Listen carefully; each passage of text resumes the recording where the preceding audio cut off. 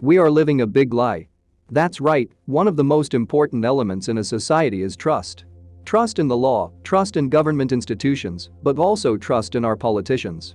For the first time in decades, trust in our politicians is at the lowest levels. Here in this graph you will be able to see the level of trust Americans have in their government. As you can see, the level of trust has been at its lowest levels in recent years. This graph indicates that only 20% of the US population believes that the government is looking out for their interests. This is a very serious problem. We elect our politicians to represent us and look out for our interests. Well, now 4 out of 5 people do not believe that those politicians are doing this, and among the lies politicians tell us is a very important one: the economy. Politicians would have us believe that the economy is on the right track and that they are improving the financial situation for the population. Well, this is an illusion. We are living a big economic lie. The economic situation for all of us has worsened drastically in the last few years, and it looks like it is going to get worse. In this video I am going to reveal to you how the politicians are lying to us about our economy. I will explain how they manipulate statistics and data to make us believe that everything is fine.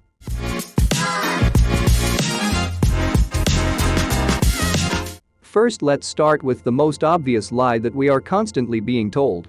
What they tell us is that the economy is fine. This is a lie. We are in a terrible recession. According to the most accepted definition of a recession occurs when there are 2 consecutive quarters of negative gross domestic product growth. Simply put, there has to be a 6-month period where the economy contracts, and here in this chart, you will see the US economic growth by quarter. Here you will see that in the first quarter of 2022, the economy contracted with 1.6%, and in the second quarter it continued to contract with 0.6%. So, there is no doubt that we are in a recession. But what was it that our beloved US President Joe Biden said? Well, he changed the definition of a recession. That's right, in order to make himself look good and win votes, he changed the rules of the game and said that a recession now means a significant drop in economic activity in the labor market, the consumer market, industrial production, and so on.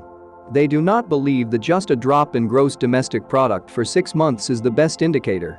This is completely illogical.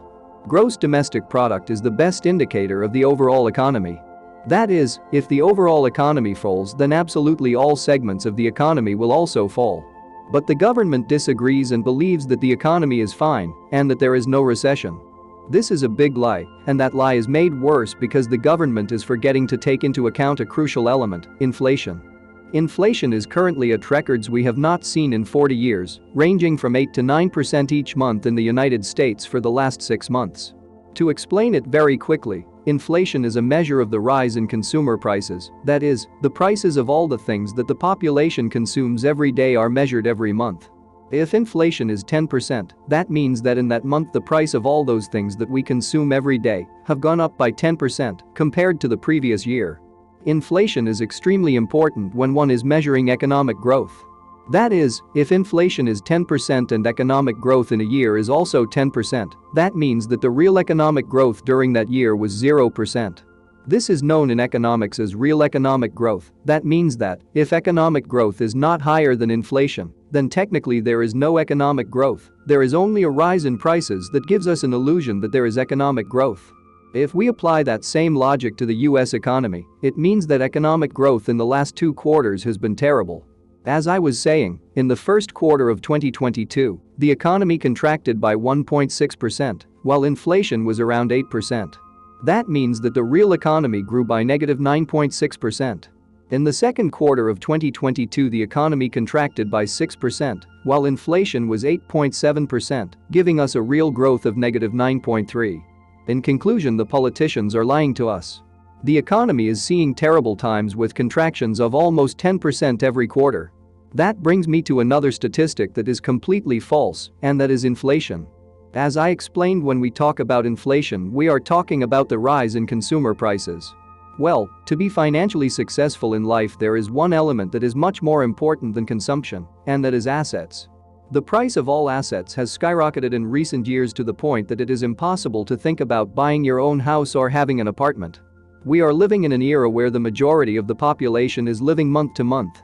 Did you know that 6 out of 10 Americans don't have $500 to their name? That's right.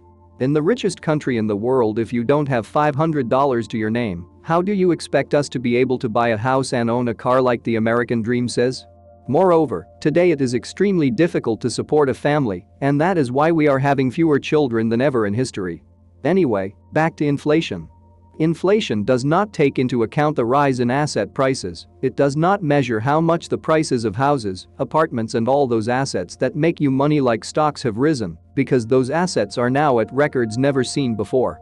In the United States, the price of an average house is $430,000, and we are talking about an average house in the whole country. Now, the average salary per year in the whole country is $53,500, and be careful, this is the average salary. Here you also have to deduct tax payments and so on. This means that in the perfect case that you have no debts or other responsibilities, you have to save at least the equivalent of 10 years of salary to be able to buy a house. In comparison, in the year 1950 a house was worth $7,400 and the average salary was $3,300, that is, you needed the equivalent of 2.5 years of salary to be able to buy a house. Now, going back to the year 2022, 10 years of salary is completely unrealistic. Debt levels for Americans are at an all-time high, and with inflation as high as it is today, it becomes impossible to save money at the end of the month. Simply put, everything is much more expensive today, and our measly wages are barely rising. That's right, wages have not grown since the 1960s. If you are enjoying this video and want to be aware of new videos, subscribe to this channel and turn on notifications. In this graph you will see two lines. The yellow line, which measures the average hourly wage, and then there is the green line, which measures wages but adjusted for inflation.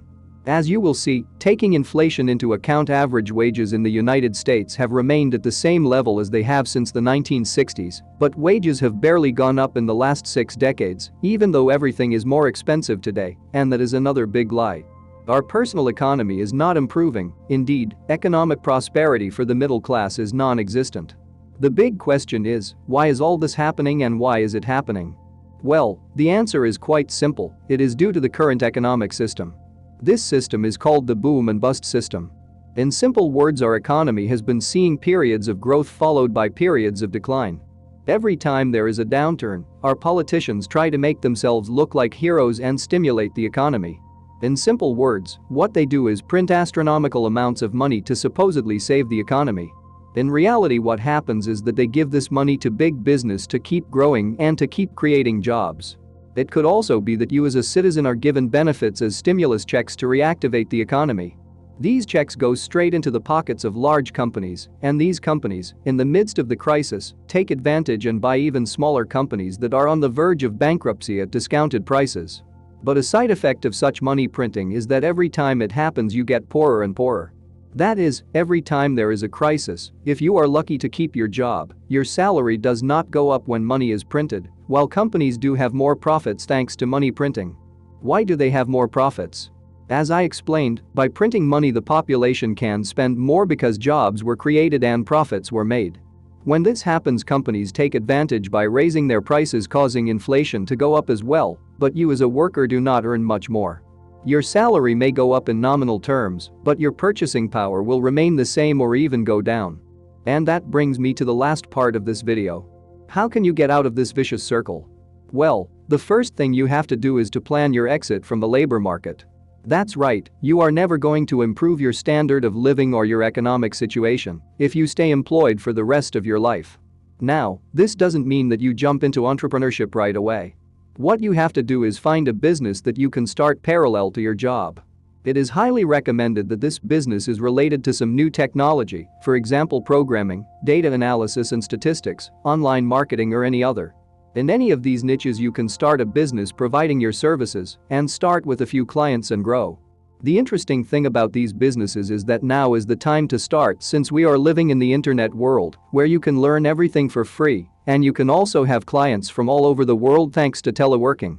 Besides, a recession or economic crisis is a golden opportunity to grow. That's right, every time there is a downturn in the economy, this is an opportunity for you to benefit from the economic growth following the crisis I mentioned. Finally, the worst thing you can do is to have your money in cash. With the perpetual inflation we have, your money may be safe in the bank, but it is losing purchasing power all the time. Therefore, you should always invest your money in businesses that are profitable, and of course, now that we are in a crisis, the stocks you should be holding are the ones that are crisis-proof. All that leads me to ask you, do you think there are other economic lies in our society? Let me know in the comments. If you like the content that we are creating, you can support us by buying a coffee for us. With this, you will be contributing a lot to our work, and we will be able to increase our content. You will find the link in the description. Thanks for watching The Money Street, and don't forget to click the subscribe button for more financial videos.